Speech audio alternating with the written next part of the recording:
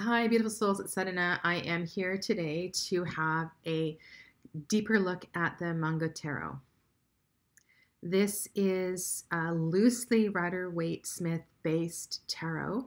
It does have many cards that go in a different direction in the genre of, I'm going to say, Japanese culture, Japanese traditions. This is the little white book, which was written by Riccardo Minetti, who is one of the members of the team of Flo Scarabeo. And the artwork is by Anna Lazzarini. This is an unusual deck in that each of the cards, or most of the cards, fit into a season. And there is a Japanese kanji character referred to as a glyph in the guidebook. So this is the one for summer, for Natsu. And in addition to reading the energy of the card, the traditional meaning of the card, or the special meaning of the card, there's also seasonal information that can be taken into account. Interestingly, with the some of the cards have more than one season, and I believe the Fool card is the only one that has no season. Okay, so it's in sepia and it has no season. So it's a really interesting addition to the tarot. So I'm going to turn the camera and have a closer look at the cards and offer you some of my thoughts on the addition of the seasonal character on the cards. Let's start by looking at the stack of cards here. These are the cards that are to represent the season of spring. And every season has a few majors, as well as two cards from two of the minors from each suit, as well as 4 court cards. So the season of spring is the season of beginnings. It is meant to be the most immature as far as the courts go, and the idea of birth and creation and that sort of thing. This is the glyph for spring, which is the Japanese kanji for, it's read haru. And we start here with the sorceress.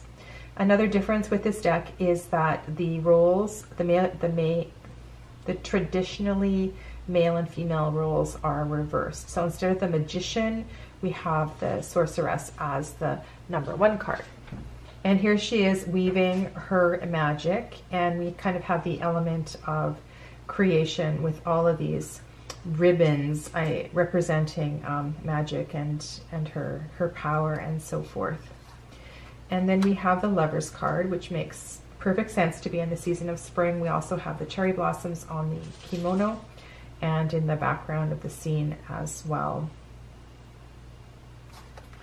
I have to say that not every card I agree with the season that it's been placed in, and some of them I kind of feel that it's been forced. Here we have Temperance, which for me is a little bit kind of a more mature place in the tarot. The Temperance card is about, you know, the alchemy of your life and really learning how to, you know, what's the word, you know, be the apothecary, be the magician of your own life. And for this to be in the spring doesn't really make sense to me. I see this more kind of as the season of fall, when you've learned more and you're a little wiser. But there we go. And then we have the stars instead of the star. And we are moving forward here, stepping onto your path. So that makes sense to be in the fall. Then we have the moon. Sorry, that makes sense to be in the spring. And the moon card is also included in the season of spring. I'm just going to, I've got the quartz here on the top. I'm just going to move those to the bottom. So let's just have a look at this numerology and why these cards are paired up the way they are. Because I'm very, very curious about why the 3 and the 7 is together, why they've chosen to put the 5 and the 9 and the 2 and the 6 And then the 4 and the 8 are always together. All right, so let's kind of look at this numerologically, how these have been put together. So they go in order for the fall. The 2 is Wands, the 3 is Pentacles, the 4 is Swords, and the 5 is Water.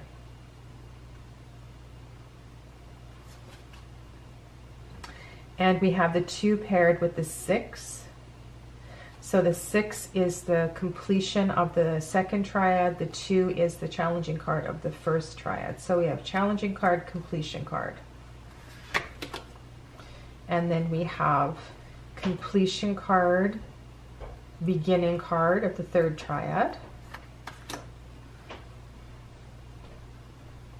We have the first card and then a challenging card for Swords, and then we have a challenging card and a completion card. So I don't know if they were trying to just mix it up a little bit to make sure that there was a variety of challenging cards for each of the seasons, or what. I would love to have a little chit chat with Riccardo Minetti to see, you know, how this was kind of how this was put together. So each of these cards in this season is meant to represent, you know, the beginning of something, and, you know, perhaps a new perspective, a chance to move forward. And here we have the 5 of Cups, which makes sense because she is hopefully, you know, leaving something behind and moving forward. This is the 9 of Cups to me, which is much more kind of a mature energy than spring, and they've drawn it here with the baby and the mom, which kind of, to me, is forcing this fit between the seasons and the energy of the card. So then we have a potential for a new beginning here, a new potential for a new beginning here. This card has a completely different meaning. This is about service. So we need to kind of have a deeper look at that card. This is a very, to me, it's a more developed emotion, more developed, more experienced card. Doesn't belong in the spring at all. This fits for spring for sure. And in this deck, this is a card of communication. So we have the 6 here, completion of the second triad, and we have a youthful woman coming in on her horse, bringing some news, I suppose. So we have a message here. So I guess my question is, you know, what are we going to do with the seasons if they don't seem to fit? And then if we look at the courts, which we'll look at kind of in a different order because that's how they are presented in this deck. So the first court is the Prince of Pentacles. So this would be the youngest prince in the deck. And then the Princess of Swords would be the youngest princess. The King of Wands would be the youngest king, and the Queen of Cups would be the youngest queen. So I'm going to put those to the side, and we'll just kind of have a look at that at the end and see if that works or if that fits. And then after spring, we move to summer. And I think for the most part, summer, the cards do really well. So we have the energy of the Emperor and the Empress, the Chariot, the Sun, and the World.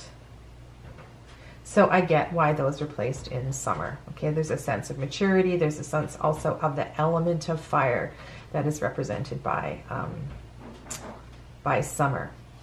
And I suppose if we go back to spring and we look at the element that is most associated with spring, does that help clear up some of the, you know, the comments that I made before? So for summer, we have, for the 2, we have the 2 of Cups, and then the other cup is the 6 of Cups.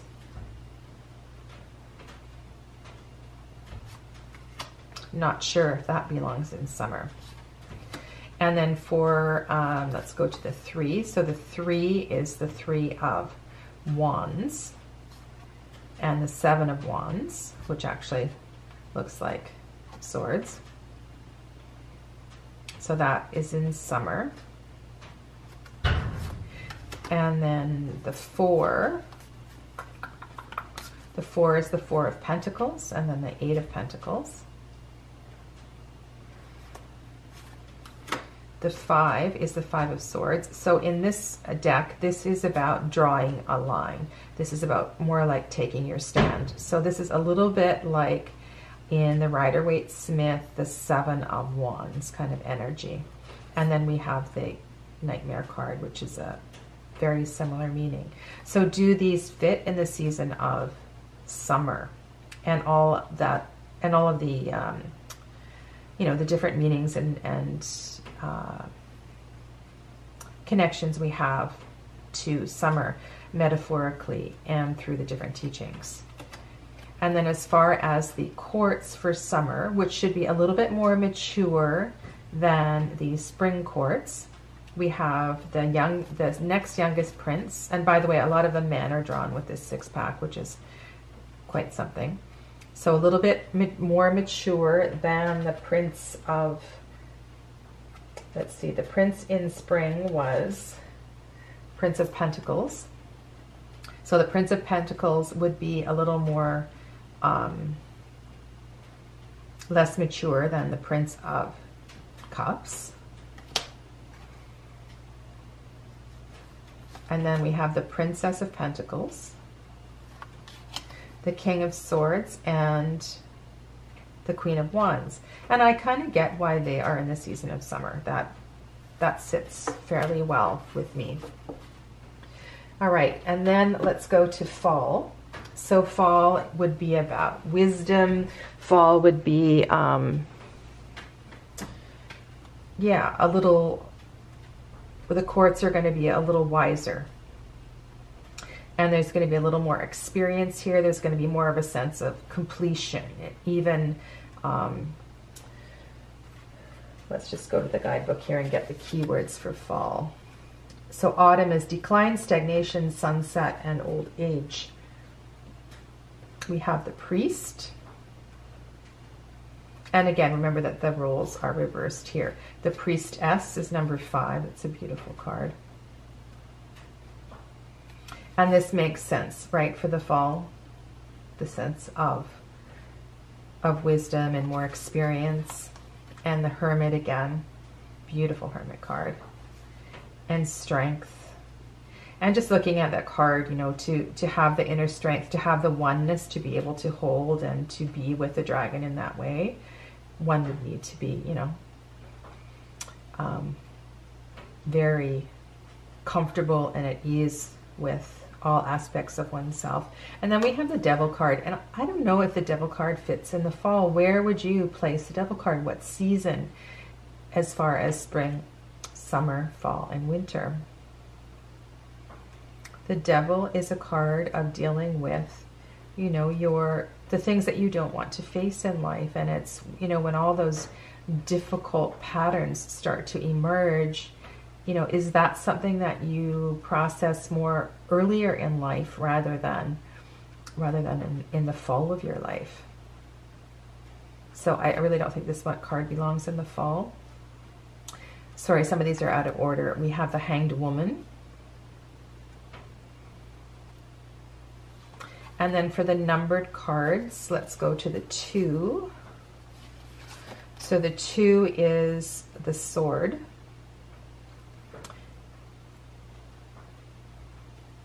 And the 6. Okay, so those are in the fall of your life, the autumn of your life. And then the 3 is the Cups, and then the 7 of Cups. And this 7 of Cups has a slightly different meaning. And then the 4 of Wands and 8 of Wands. So this is in the fall of your life. this, actually, the way this is drawn, to me, this doesn't fit at all. So Four of Wands in fall is, I'm not quite sure about that. And why was she drawn so young? So if this is to represent, you know, youth and wedding and starting of life and, you know, the foundation of your life, to me, this would be in fall or summer, not in the fall. Sorry, spring or summer, not in the fall. I kind of get the 8 here. There's definitely a sense of experience that's needed to be in this kind of a practice. Different meaning here than in a traditional Rider-Waite-Smith. And then the 5 and the 9 are Pentacles.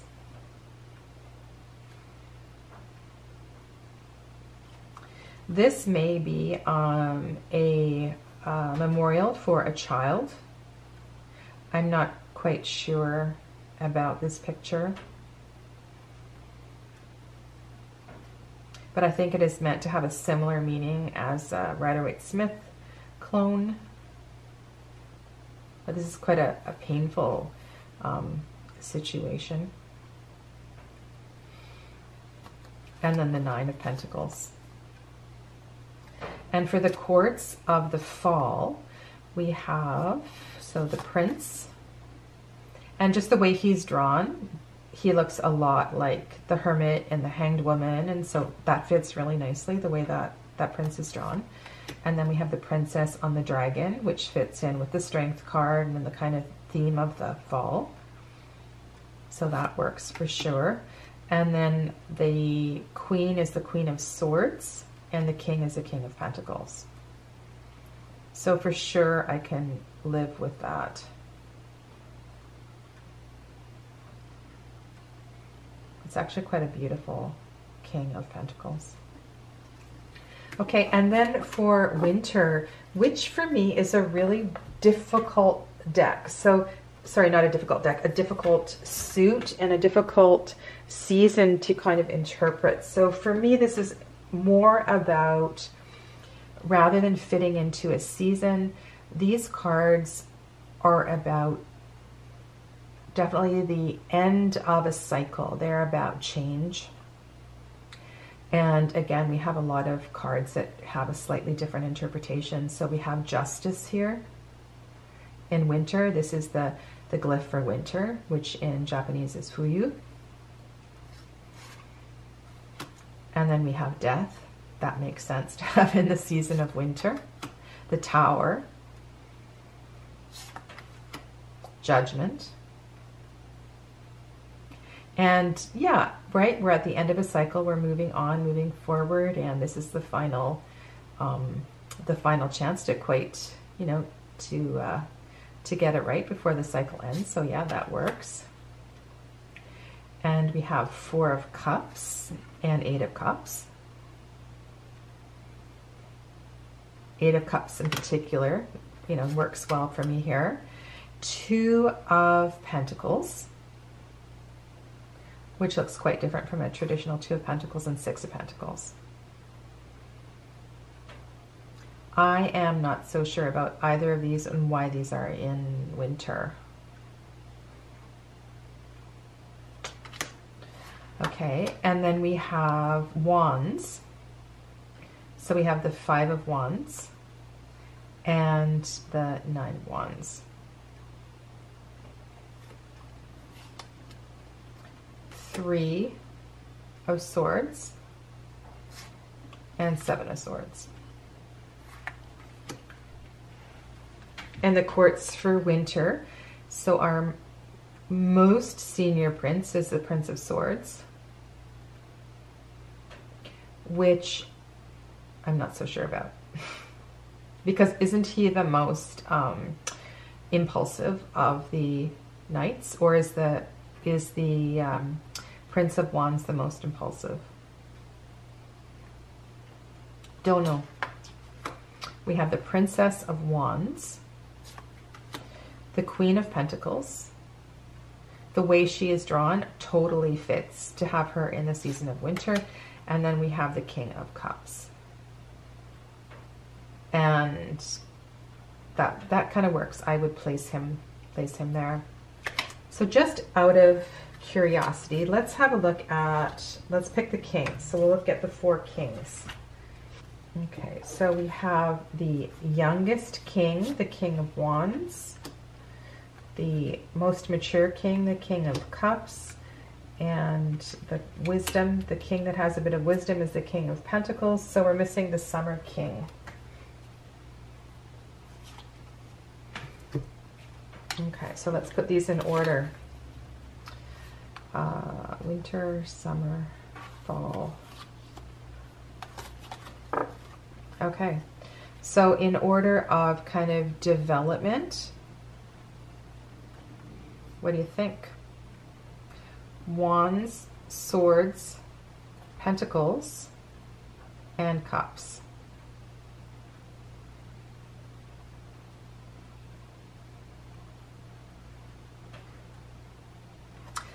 Like I said, it's going to take some time to quite figure that out, and it adds an interesting dimension to the deck. Another interesting aspect of the deck is what they have done, what the creators have done with the tens. So each of the tens has 3 glyphs on it. And the intention with that is that you pay attention to the glyph that is missing. So for example, here in the 10 of Cups, the glyph that is missing is winter. So in the emotion, in the situation that, you know, is going on here, and with the, you know, the cards that are surrounding it, the glyph that is missing is winter. And so how does that affect, how would that affect the reading? And that would be, you know, similar to doing a medium to large spread and looking at all of the cards that are represented, and then if there was perhaps an element that was absent, or if there was a suit that was absent, I should say. So this is just like adding another layer of that. And then of course you need to be familiar with the glyphs so you know which one was missing. In the 10 of Pentacles, the glyph that is missing is summer. And that makes sense to me, because if the Pentacles is about earth and groundedness, you know, we want to make sure that we're bringing in some fire. So what's missing here is a little bit of fire, and all that fire represents. And maybe the fire is needed to, you know, create the baby, the result of the wedding. I don't know, just a random thought there. The 10 of Wands, so very fiery suit, lots of energy, different kind of image than a typical 10 of Wands. The glyph that is missing is fall, so wisdom, right? And so we need to make sure that we're not acting too hastily and that due care is given. And then in the 10 of Swords, I love this 10 of Swords. In the 10 of Swords, the glyph that's missing is spring.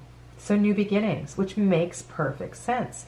So I think they did a really good job with the 10s. That to me, that really helps me with the reading and the reminders, if I'm taking, you know, the time to do all of that. And then let's have a look at the aces. So the aces, as pure potential, have all of the seasons represented on each of the cards. So each of the aces is complete. And if you think about the aces as the number 1, 1 being the sum of all numbers, so the numbers 2 through 9, 2 through 10 are included in the 1, and you know, that really appeals to my kind of yogic sense. These are really beautiful aces. And then lastly, we have the Fool, which is not associated with the season. I don't know if you can see it here, but she's walking away, and as she walks, these flowers are growing. behind her. There's some really lovely little nuances in this deck. And then the 10, the Wheel of Fortune, again has all of the seasons represented, which is common in a lot of decks. So they're represented by the glyphs here.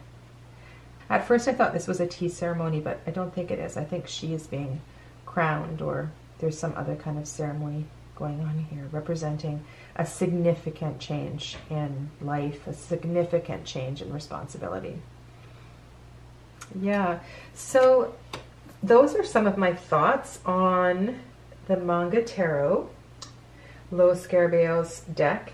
And yeah, please let me know if you have any further thoughts on how the seasons are represented in the deck and what you do with them, whether or not you use them, and what kind of readings you use this deck for.